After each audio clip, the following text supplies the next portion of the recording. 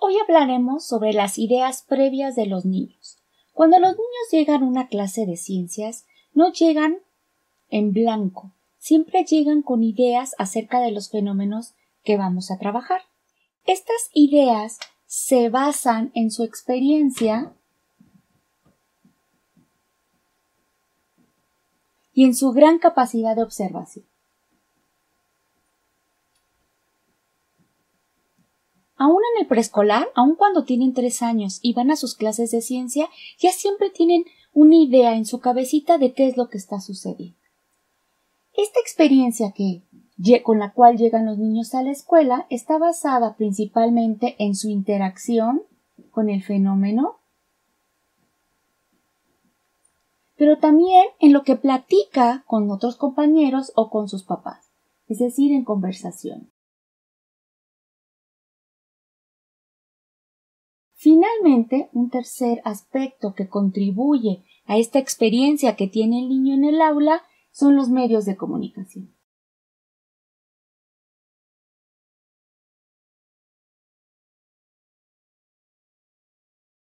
Así, cuando entramos a un tema en preescolar o en la primaria, el niño ya tiene ideas de lo que puede suceder, de lo que va a suceder o lo que espera que suceda. Decíamos que la experiencia que obtiene el niño con la interacción con el fenómeno que vamos a estudiar, más las conversaciones que tiene con sus papás o sus amigos, más lo que obtiene de información por los medios de comunicación, la televisión, las películas, todo eso va a generar en él una serie de experiencias cotidianas que, sumadas a la observación, nos va a dar un fenómeno que se ha definido como ideas previas. Estas ideas previas en la literatura también se conocen como ideas erróneas o ideas alternas. Sin embargo, prefiero utilizar este término, ideas previas, porque si bien son erróneas desde el punto de vista científico, no lo son para el niño. El estudio de las ideas previas inició a principios de los años 70 y continuó por 20 años más, terminando más o menos como en los 90, por la investigadora Rosalind Driver, y lo que ella y su grupo de investigación encontraron son la base de la clase que vamos a tener hoy. Iniciaremos nuestro estudio de las ideas previas intentando contestar 3 preguntas. ¿Qué sabemos de ellas? ¿Cómo afectan el proceso de aprendizaje y enseñanza? Y finalmente, ¿qué ganamos los profesores al obtener las ideas previas de nuestros alumnos? Empezamos con la primera pregunta. ¿Qué sabemos de ellas?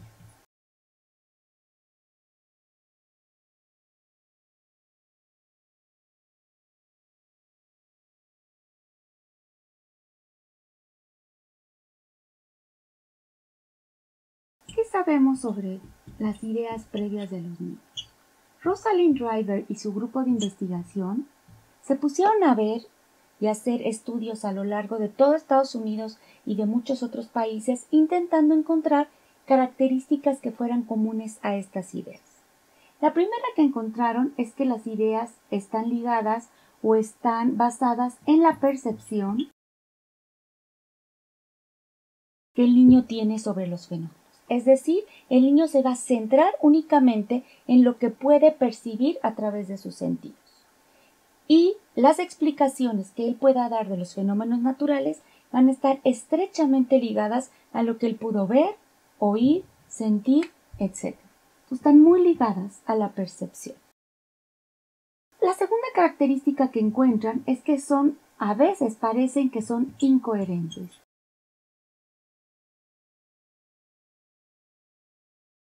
Es decir, el niño no está sujeto a una presión de que su idea sea coherente con lo que se sabe de ciencias. Es decir, no tiene el conocimiento para poder contrastar la idea que él tiene del fenómeno con, por ejemplo, lo que se sabe del tema. Y muchas veces estas ideas incoherentes nos llevan a que el niño piense, por ejemplo, que yo puedo mover un carrito simplemente soplándole, es decir, que el aire es capaz de empujar un carrito, Sin embargo, también dice que el aire no tiene ni peso ni masa y que es ligero. Entonces, estas dos ideas, aunque son poco coherentes desde el punto de vista científico, para el niño son perfectamente coherentes y pueden coexistir. Una tercera característica que la doctora Driver encuentra en estas ideas previas de los niños es que son muy estables. Y que aun cuando los niños están en un proceso educativo y ven el tema, digamos, en clase, sus ideas están muy arraigadas y las mantienen. Entre más experiencia tenga un niño sobre un tema y haya vivido más cosas alrededor de ese tema, más estable va a ser las ideas previas que tenga. Por ejemplo, si un niño ha tenido la experiencia de crecer plantas y de vivir un proceso, por ejemplo, de tener la semilla y que ésta crezca, las ideas que desarrolle a lo largo del ciclo de la planta van a ser mucho más arraigadas que lo tenga un niño que no ha tenido estas experiencias. Una tercera característica de estas ideas previas es que son personales.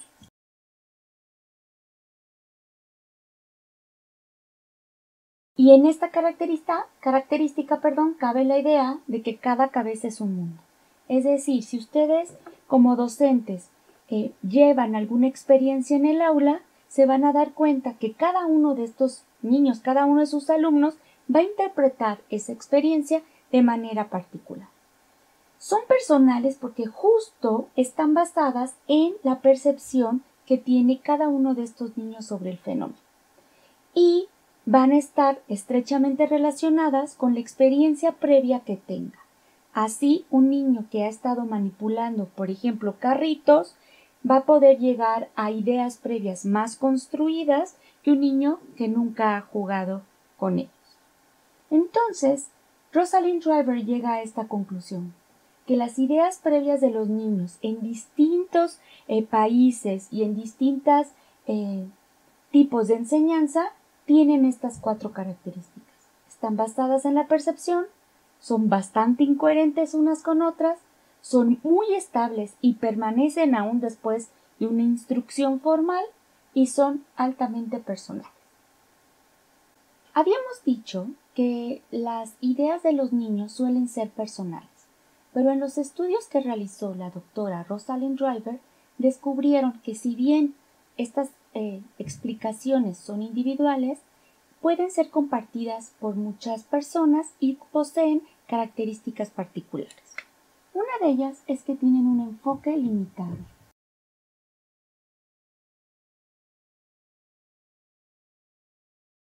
Los niños se van a centrar en los fenómenos en aquellas cosas que les llaman la atención.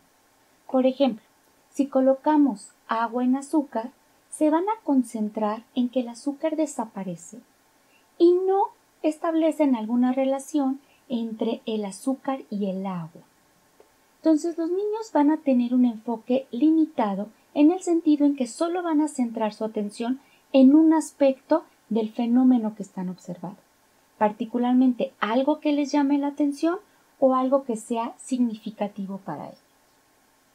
Otra característica de las ideas previas es que están centradas en el cambio.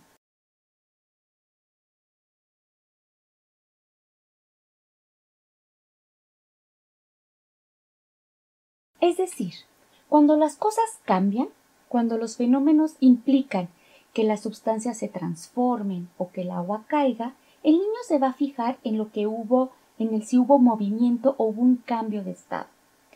Por ejemplo, si estamos hablando de fuerzas, los niños se van a concentrar en que la fuerza, o son capaces de explicar que la fuerza genera un movimiento en un sentido y son capaces de explicar perfecto y entender que al aplicar una fuerza yo voy a tener un movimiento,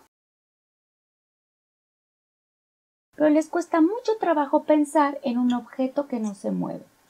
Si tenemos una manzana colocada en una mesa, pensar que esta manzana está sujeta a fuerzas, pues es algo que les es difícil. La fuerza normal y esta es la fuerza de atracción por la gravedad. Entonces, los estados en movimiento son mucho más fáciles de ser observados por los niños que los estados que están en equilibrio o que no hay un cambio. Una tercera característica de estas ideas previas es que tienen un razonamiento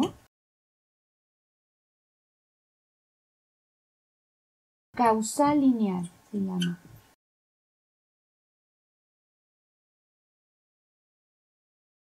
Es decir, solo van en una sola dirección.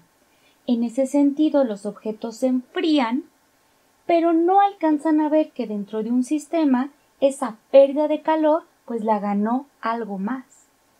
En este razonamiento causal lineal les cuesta mucho trabajo ver los sistemas como un completo, es decir, donde hay relaciones de más de un tipo o donde hay incluso interacciones en más de una dirección.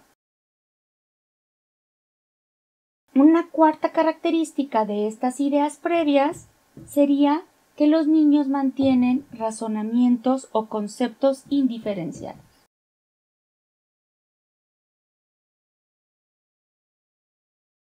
Entonces, para ellos el peso y la masa es lo mismo. Entonces, un kilo de tortillas, el concepto kilo lo dan igual para explicar masa o peso, y lo mismo sucede en conceptos como moléculas o átomos. Son lo más pequeñito que forman la materia y en su vocabulario o en su forma de hablar las utilizan como si fueran sinónimos, cuando desde el punto de vista científico pues no lo son. Entonces, estas cuatro características de las ideas de los niños fueron encontradas por los estudios de Rosalind Driver y nos permiten, cuando nosotros estamos platicando con ellos, ver en qué estado, digamos, está estas ideas previas y poder trabajar con ellas en el aula. Muy bien. Ahora hablaremos de cómo afectan estas ideas previas el proceso de aprendizaje. Como vimos, las experiencias que los niños tienen del mundo que los rodea le van a generar una serie de ideas previas.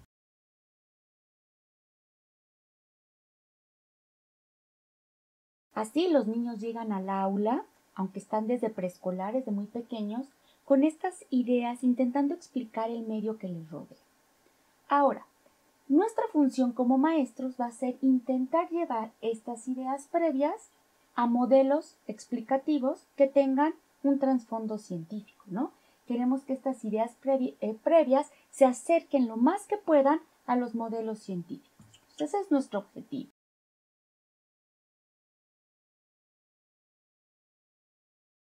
Pero la pregunta es, ¿qué camino recorre las ideas previas de los niños antes de llegar a este modelo científico válido, digamos, para la comunidad científica? Lo que se ha visto que sucede con estas ideas previas es que van a formar esquemas, que son como módulos de información que están almacenados en la memoria del niño y que obviamente están muy relacionados con la experiencia. Estos esquemas van a influir muchísimo en la manera en que la nueva información es incorporada con el niño. Entonces, parte de nuestro trabajo como maestros es encontrar ejemplos y contraejemplos que hagan que el niño rompa estos esquemas, se replantee que debe preguntarse otras cosas, que debe encontrar otra explicación para lo que está viendo y de poco en poco ir acercándose cada vez al modelo científico explicativo. Ahora, lo que se ha encontrado es que estos esquemas varían en el arraigo que tengan en las mentes de los niños. Si los niños han tenido gran experiencia en un fenómeno, va a ser mucho más difícil cambiar el esquema que tienen. Veamos un ejemplo. Para los niños, las cosas sólidas suelen ser duras, suelen ser continuas y sostienen objetos. Si un niño mira a su alrededor, se encuentra que la mesa, la silla, la cama son objetos sólidos que sostienen, que tienen una capacidad de sostener. Hacerles ver que cosas como la harina o el azúcar son también sólidos no entra dentro de su esquema. El sólido es duro. ¿Cómo me dices que la harina es un sólido? Entonces, justo lo que lo que va a suceder en el proceso de adquisición de la información en las ciencias es que tenemos que estar encontrando ejemplos y contraejemplos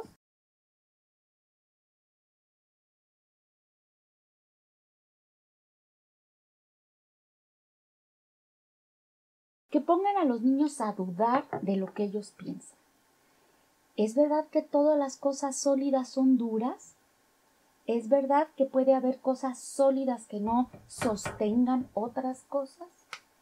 Ahora, estos ejemplos y contraejemplos no tienen que ser verbales. Obviamente lo que nosotros queremos es llevarlo a experiencias directas. Experiencias que sean directas con el objeto que estamos estudiando. Diríamos experiencias vivenciales. A medida que el maestro provea en su clase varias de estas experiencias vivenciales que permitan al niño replantearse lo que piensa sobre un fenómeno, estaremos rompiendo sus esquemas mentales y estas nuevas explicaciones que encuentran lo irán acercando al modelo científico que en ese momento se acepta. Entonces, las ideas previas influyen mucho en cómo va a ir adquiriendo la información los niños. Entre más arraigadas sean estos esquemas, entre más arraigadas estén las ideas previas, va a ser mucho más difícil modificarlas después de un proceso de enseñanza. Bueno, ¿qué ganamos los profesores sabiendo cuáles son las ideas previas de nuestros alumnos? Entonces, ¿qué ganamos conociéndolo? ¿Por qué es importante poner una primera o segunda sesión durante nuestra secuencia didáctica para conocer qué piensan nuestros niños sobre el fenómeno que queremos estudiar? Una de las cosas que nos va a ayudar es a elegir los conceptos a enseñar.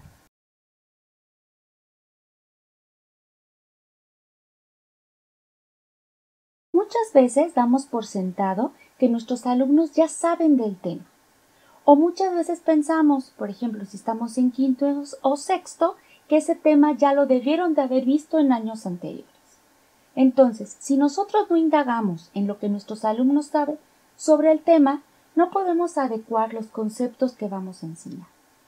O por el contrario, nos puede sorprender que nuestros niños saben mucho sobre el tema y entonces podemos modificar los objetivos a los que queremos llegar.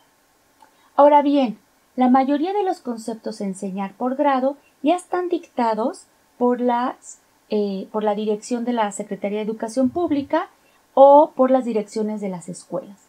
Sin embargo, en el momento de adecuar esos contenidos a nuestras secuencias didácticas, sí podemos elegir qué enseñar o qué no enseñar en función de lo que nuestros alumnos ya saben o lo que les falta aprender. Otra cosa importante de lo que ganamos sabiendo lo que piensan nuestros niños es qué experiencias puedo elegir. Entonces, la elección de las experiencias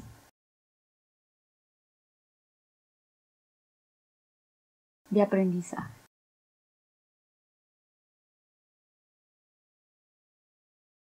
Si yo identifico que hay una idea muy arraigada en mi grupo, entonces puedo encontrar qué experimento o qué lectura me va a poner o me va a ayudar a poner en duda lo que los chicos saben.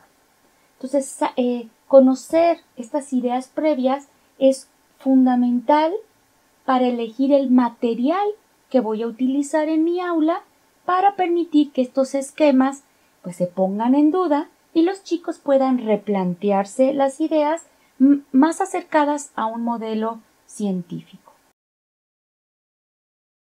Otro aspecto importante de lo que ganamos los docentes al conocer las ideas previas de nuestros alumnos es que el niño reconoce lo que sabe, ¿no? Hacemos visible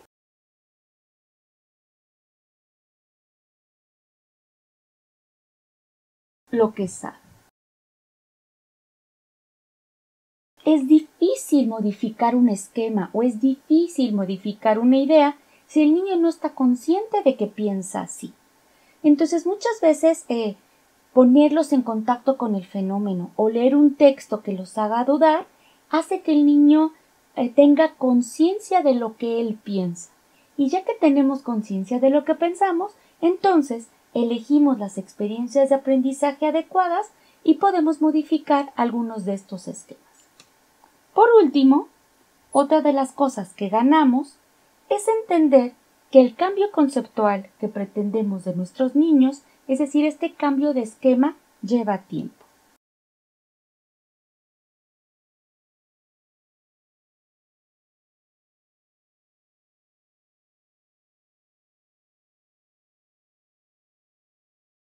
Con frecuencia escuchamos que no, ya vieron ese tema en tercero de primaria, ya deberían de saberlo.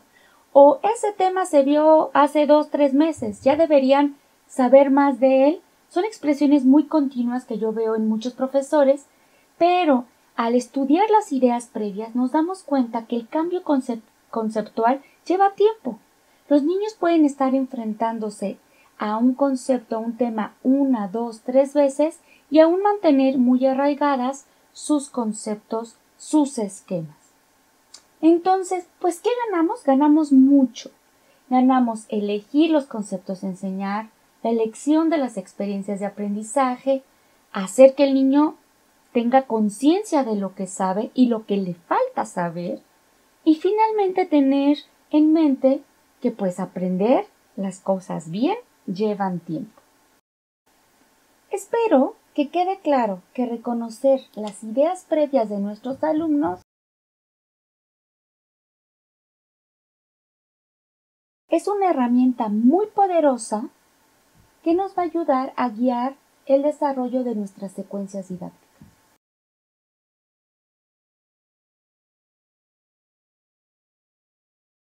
Porque finalmente lo que nosotros queremos es facilitar la incorporación de los nuevos conceptos a los esquemas ya establecidos. Entonces, si nosotros conocemos las ideas previas de nuestros alumnos y adecuamos nuestra secuencia didáctica a estas ideas previas, entonces vamos a facilitar la incorporación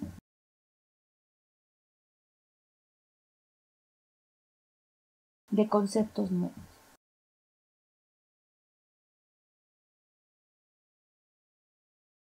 Aún tomando en cuenta esto, siempre debemos de pensar que cada fenómeno que nosotros le presentemos a nuestros alumnos, ya sea un experimento, un texto o una experiencia, cada niño la va a interpretar a su manera, justo debido a los esquemas previos que tenga, porque cada cabeza es un mundo.